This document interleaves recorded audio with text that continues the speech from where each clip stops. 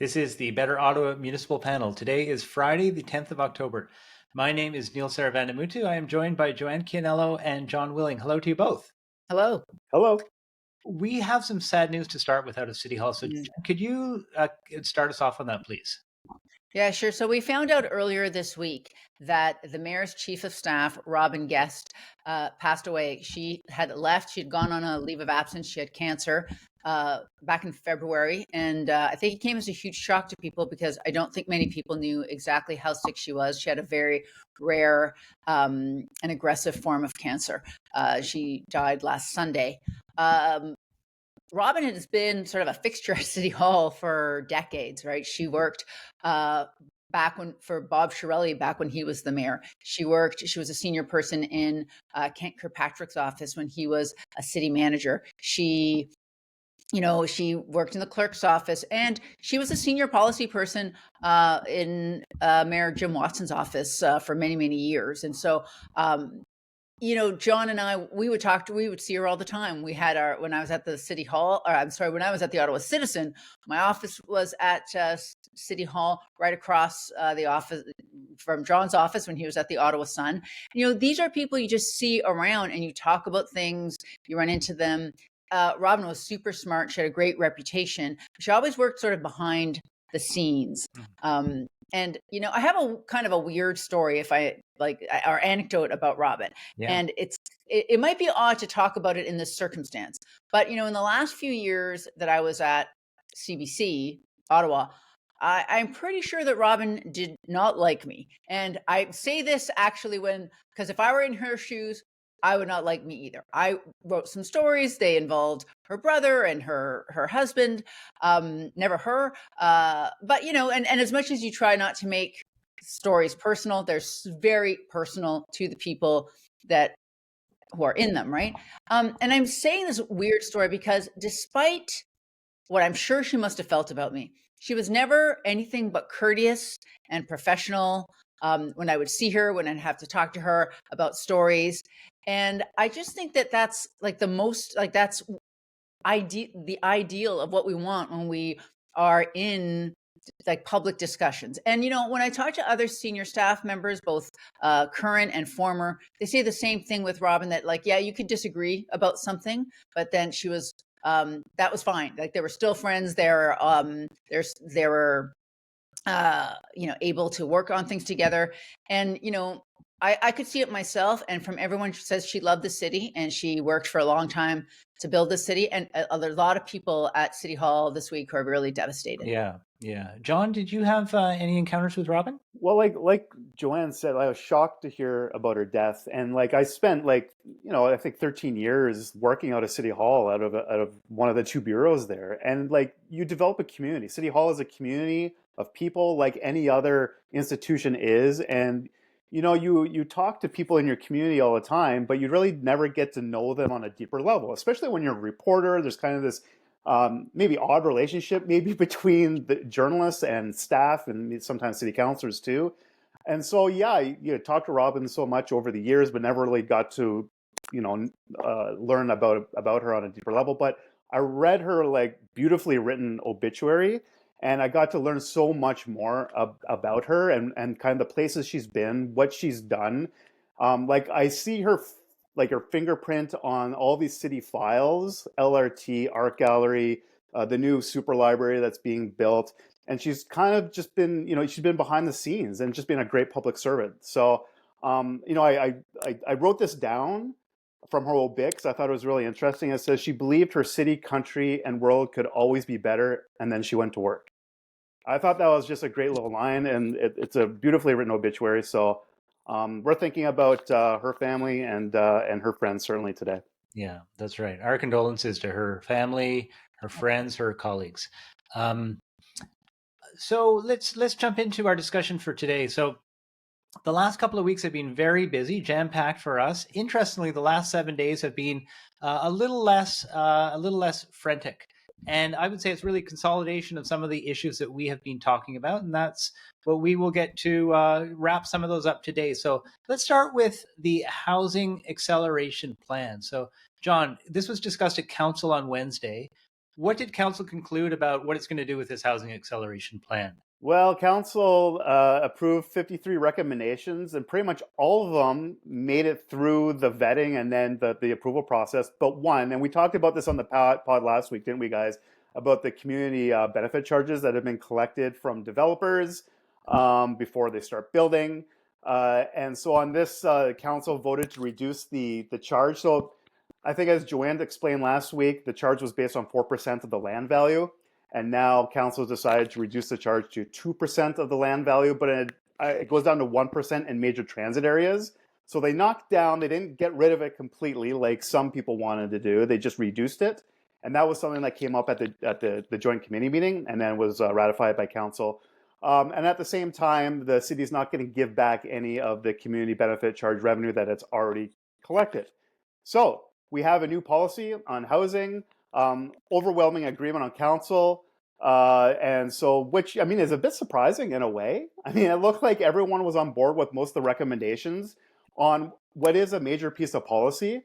And now they're regulations. So what they generally cover, just very, very high level, they cover city regulations. They cover, the fees being collected by the city, but also the culture at City Hall too, to move these development applications and processes through at a much quicker pace. Right. Okay. Now, Joanne, the plan largely seems to be about incentivizing private builders to build more. Now, councillors Kavanaugh and Menard, and probably one or two others, went out of their way to say we actually need to be doing more on nonprofit housing. Do you think that these changes that John talked about, these will they do enough for nonprofit housing? Yeah, I don't think that this plan was focused on that, right? And so nonprofit housing does get some breaks on fees, and it gets some breaks on property taxes depending on the situation. So that is helpful. And some of that was through the city, and some of those breaks are through the province. But yeah, I mean, the fact is, building housing that's below market rent, that's going to take government involvement, right? The private sector is not going to do that. So we've got to use city land and federal lands that we have in the city, and basically more or less give that land actually to nonprofit developers. I was listening to the Alliance to End Homelessness, Katie Burkhold Harris, and she says, and as we know, those of us who follow this, the biggest expense is the land value. It's a big expense for private developers. It's a huge expense for non-profit housing developers. So that is where those will be huge steps forward. This plan, it doesn't, it's fine. Like it waives a few fees, and they already had some fees that were waived, but it's not something that actually focuses on that. And I think that needs to be a separate plan. Okay. John, Councillor Leeper talked about how the city over the years had built up ossified processes. And in fact, the mayor, when he was describing this plan, called it his words were the most housing friendly city in Canada. That's what this plan would allow Ottawa to become. Do you think that's a fair assessment of what this plan could achieve? Well, it's interesting because as Mayor Sutcliffe was delivering his closing remarks on the recommendations, he was, acknowledged that we don't really know if this new policy will create new homes. We don't know. He used the analogy of going down the Ottawa River with a cup of water and pouring in a cup every day and not really knowing the impact to the river. And same with this policy, 53 new things that are going to come into City Hall's bag of tools, I guess. But we really don't know the impact. Maybe we will know the impact within 5-10 years. But one thing that I remember Glenn Gower said during the meeting, he said, well, at least this is something the mayor can bring to the upper levels of government and show that the city of Ottawa is trying to do something with the powers that it has on fees, culture, regulations. So, Yeah. and I go back to, the huge support on council for almost all the recommendations in the report. And it was interesting too, because Mayor Sutcliffe had like a bag of bouquets to read out, right? He collected all these great comments from, I guess, the public, maybe people who are tuned in to municipal politics about how great this new acceleration plan is, and I remember him saying that he asked his staff for a 1-pager about all the great compliments, but they couldn't. It had to be 4 pages worth of compliments. I don't think he read them all out, but the fact that there was so much Thank goodness. buy-in on the plan, I think that's pretty positive. I think for this council. Yeah, yeah. I mean, if I can just add my thoughts, it looks like it's a great plan. Like you get rid of red tape and unnecessary processes that have just become part of the process at City Hall over the years. And as you know, these processes, they just harden year to year. What I worry about is, and I think the mayor's right, that much of the building process is far out of control of City Hall.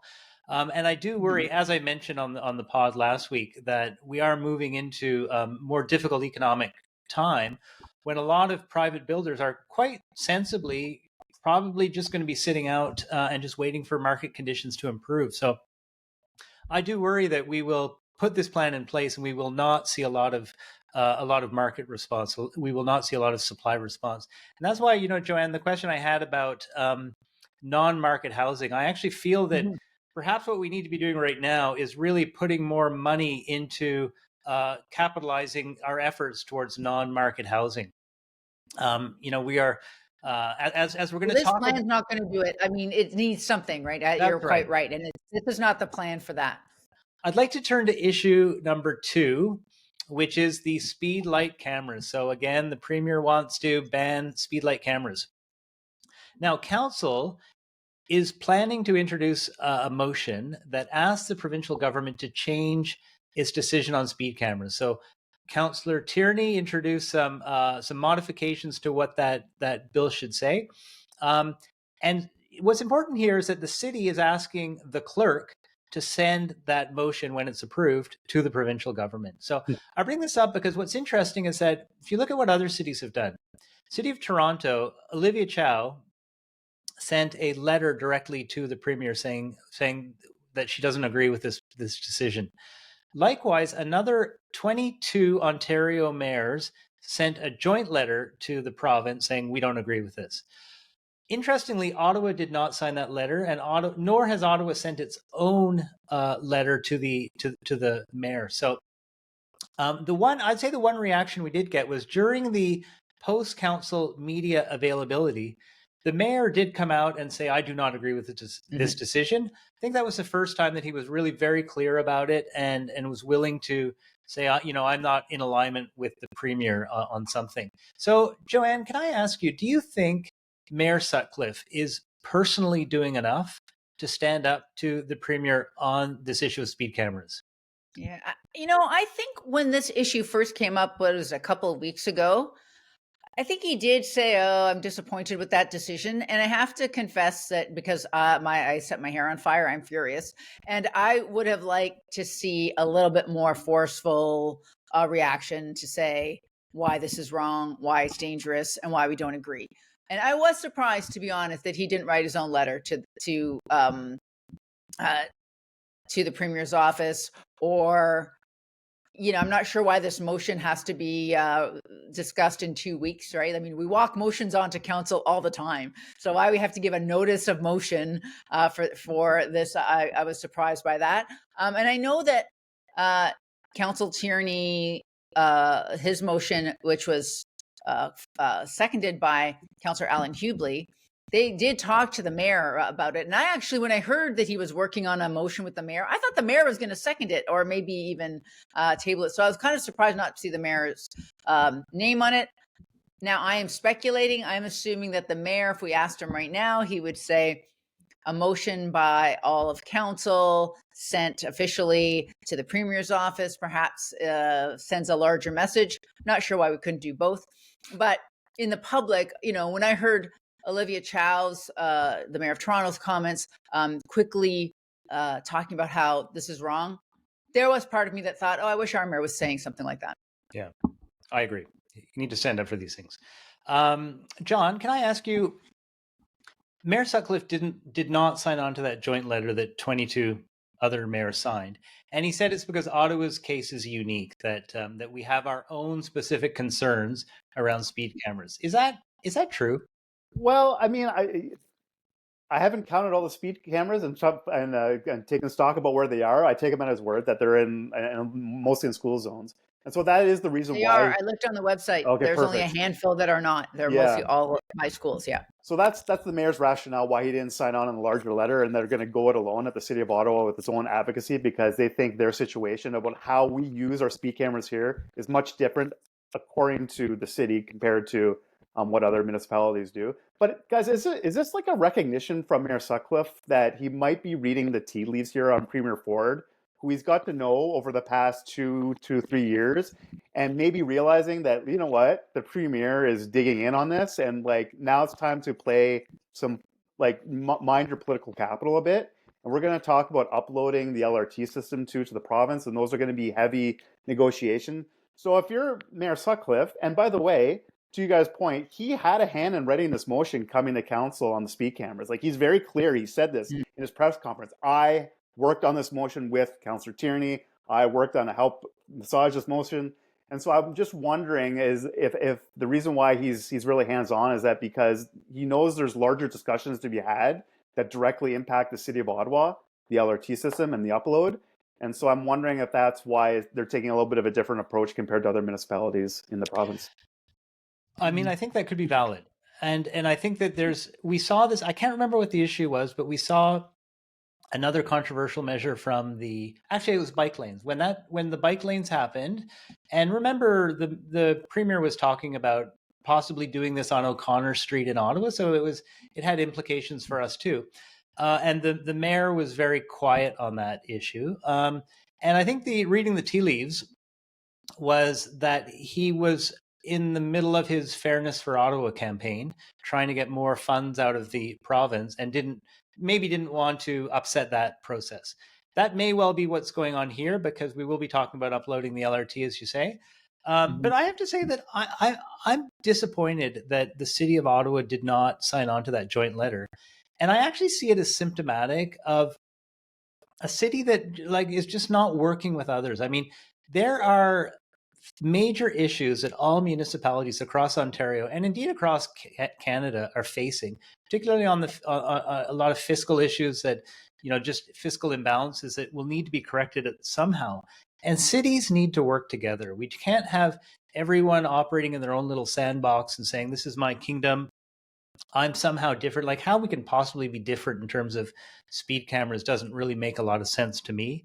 Well, I do think one thing is we do spend our money. I think a lot of those cities spend their money on a variety of things, right? The money that we get from speed cameras, we do spend it on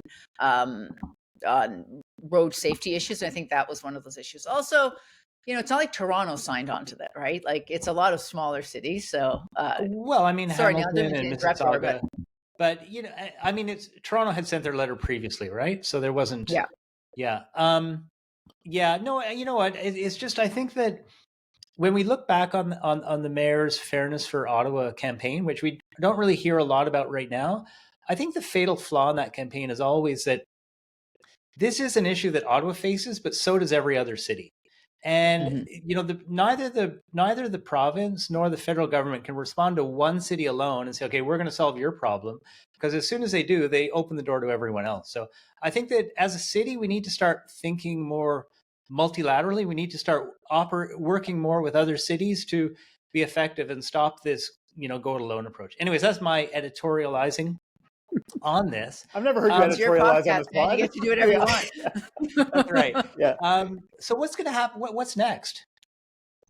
So at the next council meeting, they will discuss Councillor Tierney's motion. And Councillor Tierney's motion says, basically, keep these speed cameras, but only in school zones. And because it does sound hard to say you are against giving out speeding tickets by schools, right? I mean, there are some people who will say, well, I got it at 11 o'clock at night. Well, I don't care. Like, don't speed. Yeah, is that yeah, sorry about that. And I think that's actually one of the I think the letter, I think there are some folks, some municipalities who are suggesting that maybe there's a time on it, right? That late at night they turn them off. Although I don't understand that. You really don't want people speeding around your streets. It's not a tax grab. Taxes, you got to pay your taxes. You don't have to actually get a speeding ticket, just don't speed. So it is interesting. I will be interested to see how this works. The province is expected to bring this legislation later this month when everybody finally goes back after their summer break to Queen's Park.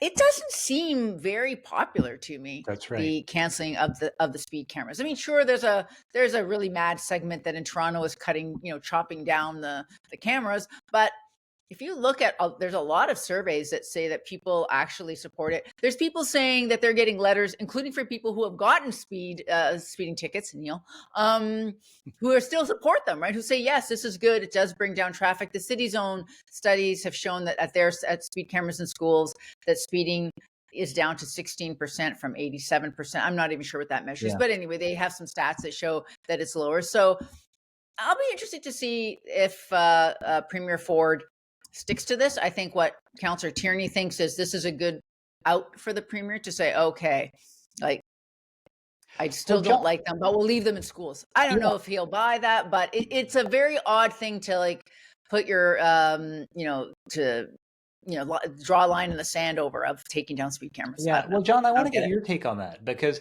the Premier's been pretty clear on this, that he's, come hell or high water, he wants to move forward. Yeah. But I think to your earlier point and to Joanne's point, that the public does not seem to be with him on this one. So how do you think, what's your best guess as how this might play out? Is this still a trial balloon by the Premier? I heard him referred to today in one of the editorials for a national newspaper as the Mayor of Ontario, because he's so obsessed with municipal issues, and he really is interested in those Toronto. Yeah, especially Toronto, those local government issues, which we're so fond of as well here on the pod. But here's the Premier really seems to be going against the wave against many municipalities in Ontario. I'm still waiting to see if there's going to be a little bit of a ground shift on this issue. But I think that's where Mayor Sutcliffe and Councillor Tierney's motion is coming in, that maybe there's a way to convince the Premier, the Mayor of Ontario, that there's another way to approach this ban, or to make it more like a partial ban, and how maybe other mayors, they'll line up behind Mayor Sutcliffe and say, yeah, at least keep it in school zones, please, Premier Ford. So we'll see what happens. Also, I would just like to point everyone to LinkedIn, where former Ottawa Police Chief Charles Bordelot scolds MPP George Deroux, formerly a councillor, who says, "Oh, this is too much of a cash grab for people." He's, of course, George Deroux is the only PC MPP in Ottawa, and Charles Bordelot said, "I am very disappointed in your government." And then he gives a whole long thing about why speed cameras are good. And I'm like, I don't know, you're going to take MPP Deroux, or you're going to take former Chief Bordelot's view on things. I was surprised how public it was. I love that. I loved it, actually. So everyone should read that. Let's move on to item 3, which is the LRT upload negotiations. Now, Council approved a motion that would allow the mayor and the city manager to negotiate with the Premier about the terms and the underlying principles of what would be involved in uploading the LRT from the city to the province. So, John, I want to start with, does the mayor actually, did we need this motion? This has been something that we've been talking about since the last provincial election. So why are we starting, why does the city need this? I don't think it does. Now, correct me if I'm wrong, Joanne and Neil, is this a notice of motion, or is this something that was approved, that motion that was approved by council? No, it was approved yesterday. And it just sort of set out the terms of reference for, if you're negotiating, here are the principles under which you should be negotiating, kind of thing. There's nothing in the motion that suggested they needed this motion. The province wants to see full endorsement by council in order to come to the table. But I think you're right. It just kind of signals that it's still on the radar. And I think the mayor would want to get going on these talks as soon as possible, so we can maybe promote a partial one or a big one ahead of next year's municipal election. He acknowledged in the press conference afterwards that it could take a long time. He cited uploading the 174, and that's like a lengthy negotiation. So it could take a long time, but if I'm him, I'm like, yeah, I want to get the ball rolling, so that perhaps I might have something to bring to the electorate around this time next year. It's interesting because the motion 2 talks about getting the right deal for taxpayers, as if we need a motion for that. I hope they get the right deal for taxpayers.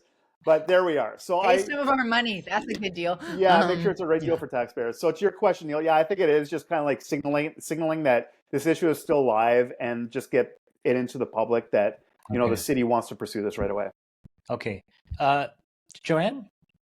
Yeah, I would say there are a few things, right? Because a couple of the terms are things like OC Transpo will still be operating the system and it will be under the control of Toronto. Or I'm sorry, under the control of not Toronto, in fact, of Ottawa. That's exactly it. So I think it was, people like us and other folks are like, what will this upload look like? Are they going to take over the transit system? Is it going to go to Metrolinx? Blah, blah. And we don't know some of those, but I think it was to confirm to the public from the mayor that, okay, there are some things we're going to keep. And one of the things is we're going to keep control of operating our transit system, for example. So some things like that. Also, there have been talks going on, but to John's point, I think having this motion that you have these official terms of reference makes it seem like there's a real negotiation going on, Right. which I have heard there are, but it would be a big boon, frankly, for Mayor Sutcliffe if he got some kind of memorandum of understanding before the election, because if they actually uploaded some capital costs and it saved hundreds of millions of dollars, that would be a giant game changer for us. But who knows what's going to happen? Yeah. Again, I still find it odd because we've already paid all of this money. So are we getting a refund on like stage 1 and 2 where we paid too much? Who knows? Is stage 3 ever going to be built? Again, skeptical that that's happening anytime in the next few years, but whatever. And so that is interesting. In the meantime, and I think, I know, Neil, you want to talk to this too, like we're trying to plan our financial future in this city, which isn't super rosy. And we're not alone. I don't want to say that it's just Ottawa, but we've been waiting for the asset management plan for like quite a long time. It is late. Yes. Despite legislation saying it should have been in, right? So where is that? And we're going to have a plan, frankly, plan A and plan B, but we really need a plan that assumes we're not getting any money, right? And then if we do get money, because it'll be years from now, it'll be well into the next term, then when we can revisit, but we need some kind of plan. And so it'll be interesting to see how that works out. Well, but Joanne, you remember that, so you mentioned these capital asset management plans, and I think the number is an $11 billion deficit that we have over the next 10 years. We currently have not seen the full plan for how the city will address that. And the reason that we were told from the city was that they were waiting until. I don't know that I was ever told officially by the city. Like I heard that these are very like what people insiders were saying. That's one of the reasons they were told that. But fair enough. But the fact that they're waiting for some clarity on the transit piece before they could talk about the rest of it. Now that effectively what we're hearing is that the transit piece is off the table for, and John, that was an exact quote from the mayor, for a long time. So yeah, I want to know: are we going to see that plan for how we address that deficit? We have to see that. We can't not have one, right? And I do wonder if maybe they were thinking, oh, if we can get it within the next year, do you think we could push it forward? And now that they know it's going to be years, I think that, correct me if I'm wrong, but I believe the mayor said it'll be years. They can't not have one. To your point, in the legislation, they were already supposed to have it. So you just can't push it down indefinitely. In fact, there's like thousands of huge reports coming down the pipe. I don't know how. We're gonna have a lot to talk about for many months here. Just quickly, back on the LRT upload, I'm curious to know if this is going to be a power struggle between the city and the province about how to operate this thing going forward. So, the local governments usually know how to run things locally the best. And so I do wonder, and I see this kind of alluded to in the motion about the upload, about who's going to really have control over how the LRT system is going to run and operate. And if the city thinks... Do you think that that's in the motion because maybe the province has suggested they want to run it? Like, why? Like, do you think that's been floated somewhere? This is just speculation. Look, this could be a nod to transit workers in the city. They just got off of a collective agreement being negotiated. Maybe that was something in the talks. But look, and when are we going to hear about that? I don't know. I don't know. Why has council not ratified that yet? What's going on? Why is someone not asking for that to be reported out?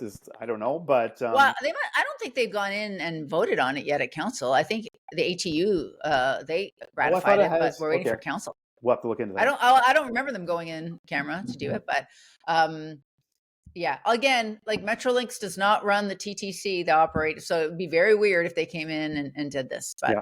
so We'll see. very mysterious. Any mysteries? Well, I mean, Metrolinx, right? And that's I mean, I think the proposal is Metrolinx would obviously have a very significant role.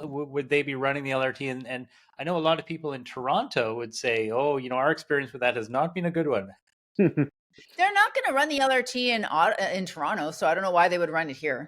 Yeah, that's like right. They're not like they just gave Eglinton Crosstown over to the TTC like a month or so ago. Right, like but they the built same it, way right? that They built it. RTG gave it over to us. Yeah. Pardon me? They They built paid it. to build it. That's right. That's right. Okay. But they're not operating it. That's the weird thing. Okay. That means We it's made time it for the 30 lightning round. Yes. And in fact, we are going to touch on a story that I'm sure we'll be talking about a lot over the next few weeks, and that is Lansdowne. And it is going to be coming back to Lansdowne very soon.